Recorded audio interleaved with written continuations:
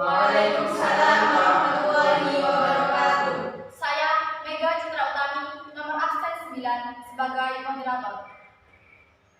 Sebelum berlanjut ke perdebatan, saya persilahkan untuk kedua tim memperkenalkan diri masing-masing.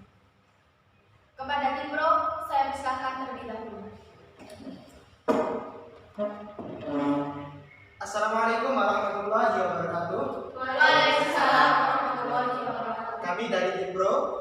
Perkenalkan, nama saya Muhammad Fadrul Rafli, nomor absen 10 sebagai pembicara pertama.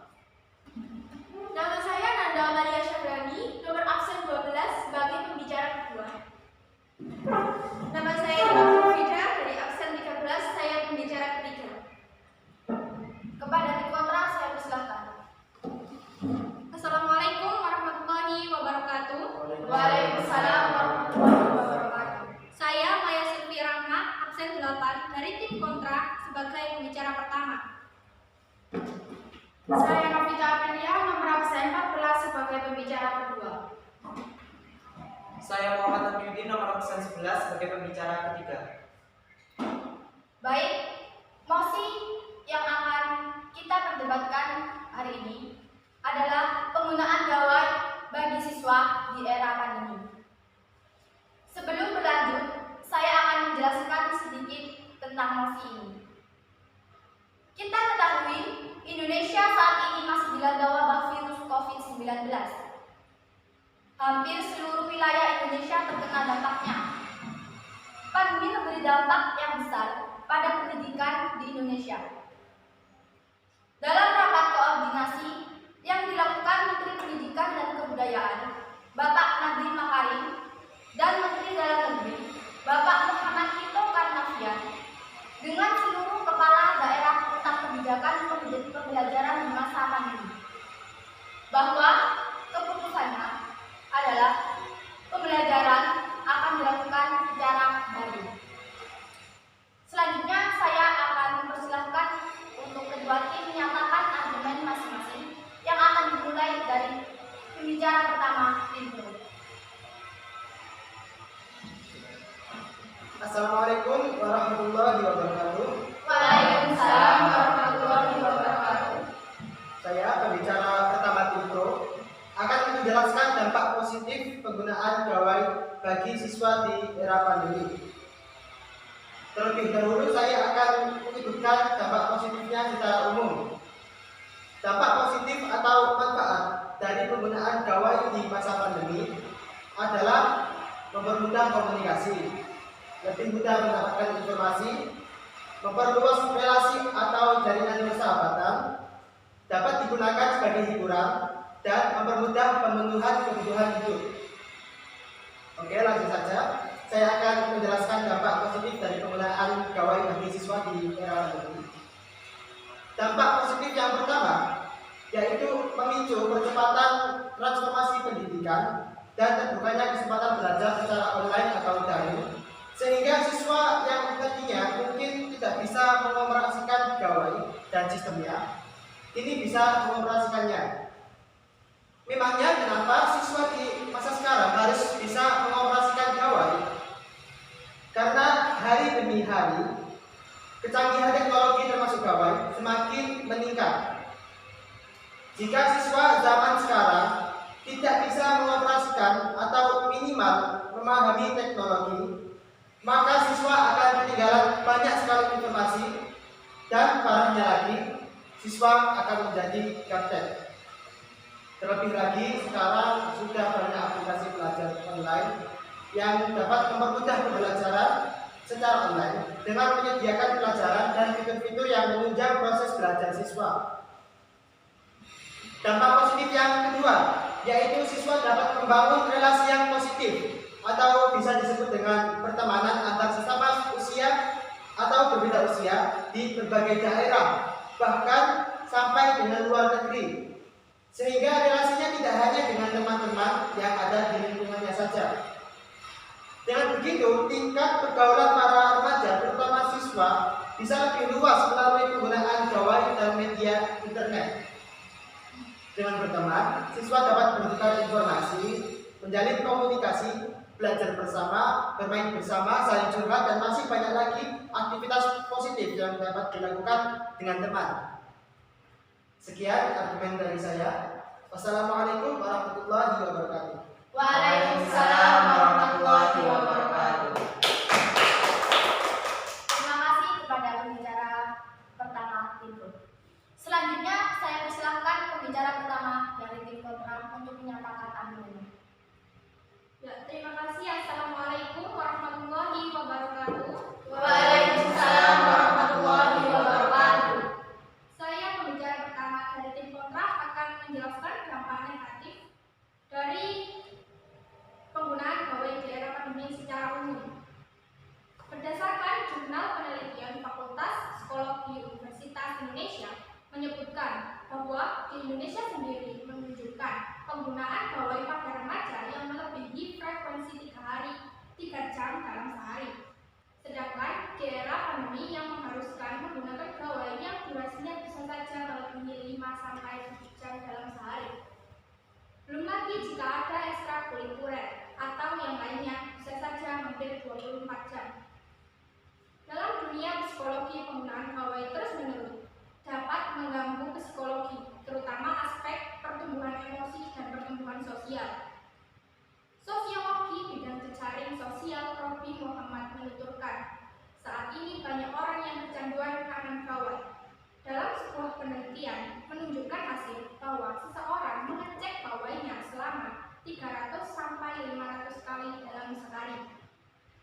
Dilihat dari segi kesehatan, berlama-lama menghabiskan waktu di depan layar tentu tidak ideal dan bisa mengakibatkan masalah penglihatan.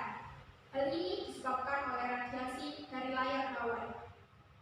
Peneliti imajinasi otak untuk National Institute of Health, Noradi, menyimpulkan bahwa seseorang yang menggunakan gawai selama 50 menit, radiasi yang dipancarkan oleh gawai mampu meningkatkan aktivitas sel otak di wilayah yang paling dekat dengan antena ponsel.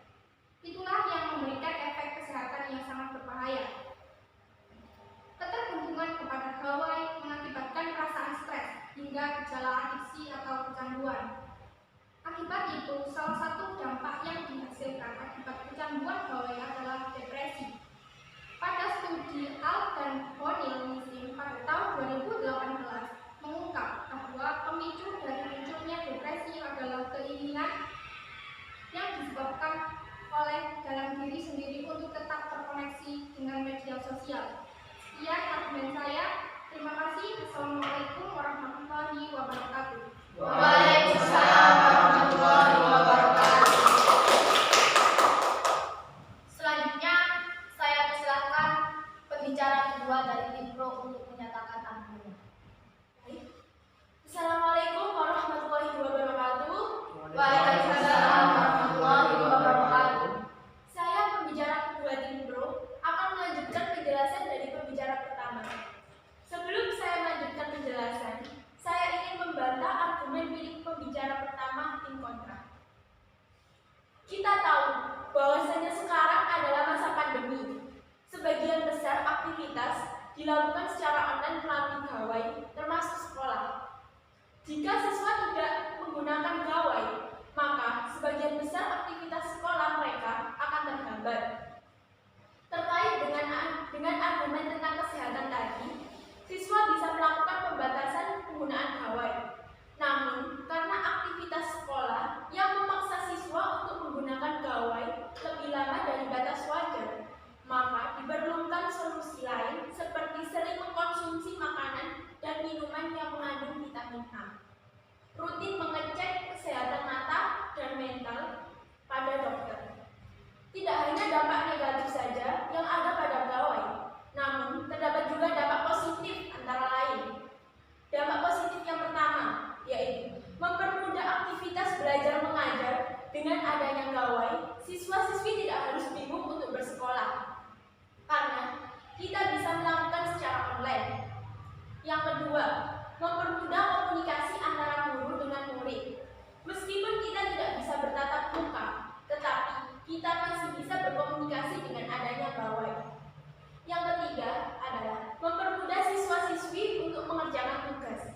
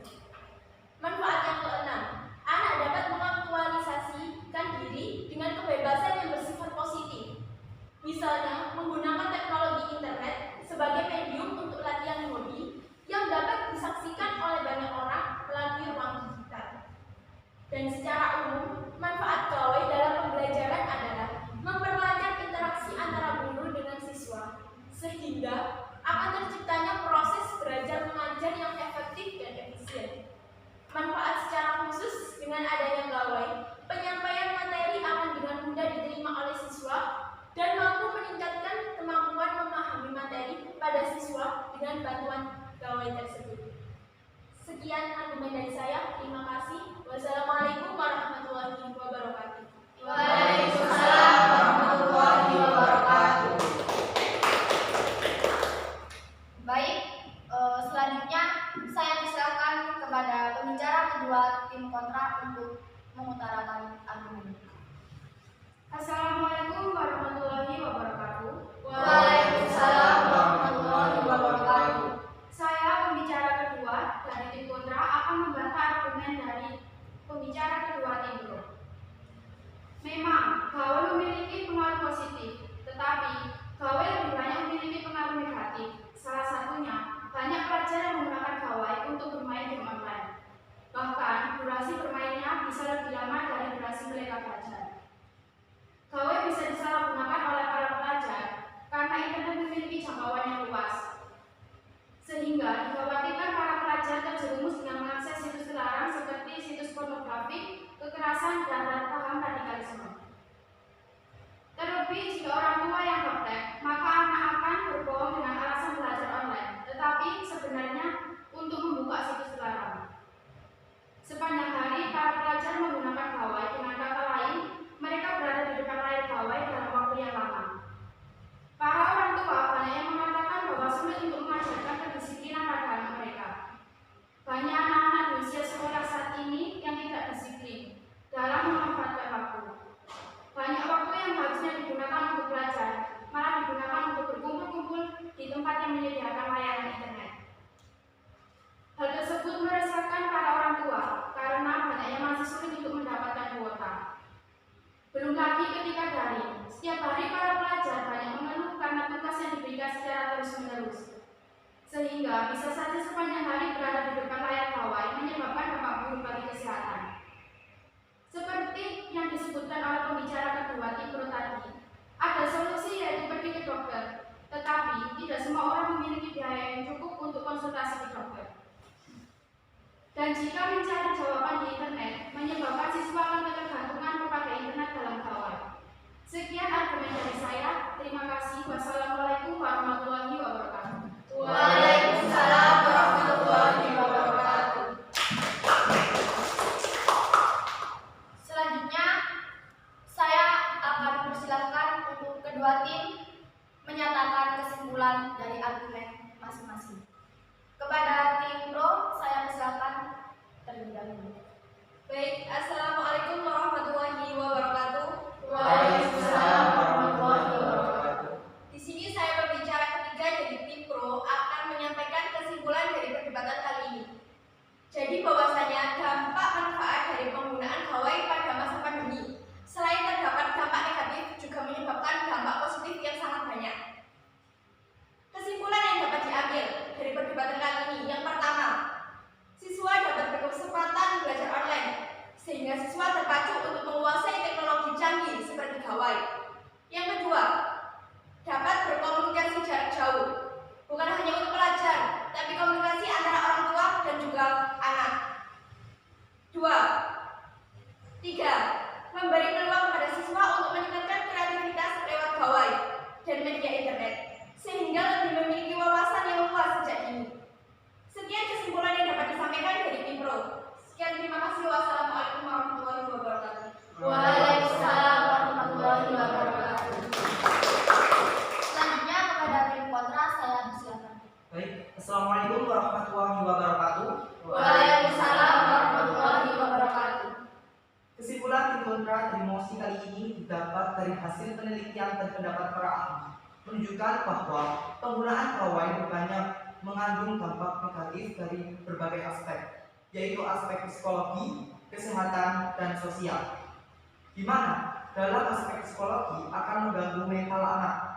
Di dalam dunia kesehatan, salah satunya akan mengganggu kesehatan indera penglihatan. Dan di dalam dunia sosial berdampak pada perilaku kepada orang tua, keluarga, teman, dan orang sekitar. Seperti berbohong mengikuti pembelajaran daring, padahal bermain game online atau media sosial, serta kurang terbukanya komunikasi secara langsung antara orang tua dan anak. Sekian kesimpulan tim kontra. Wassalamualaikum warahmatullahi wabarakatuh. Waalaikumsalam warahmatullahi wabarakatuh.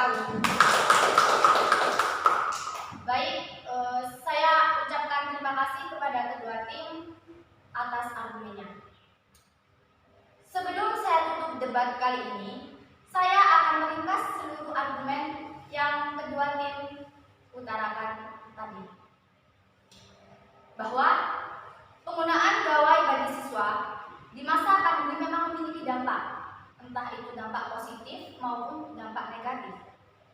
Penggunaan gawai bisa membantu pemenuhan kebutuhan hidup siswa seperti mencari informasi, hiburan, dan juga lain-lain. Namun, gawai juga dapat memberi dampak buruk bagi siswa, seperti merusak mata jika terlalu banyak menatap layar gawai, dapat mengakibatkan kecanduan games dan juga lain sebagainya.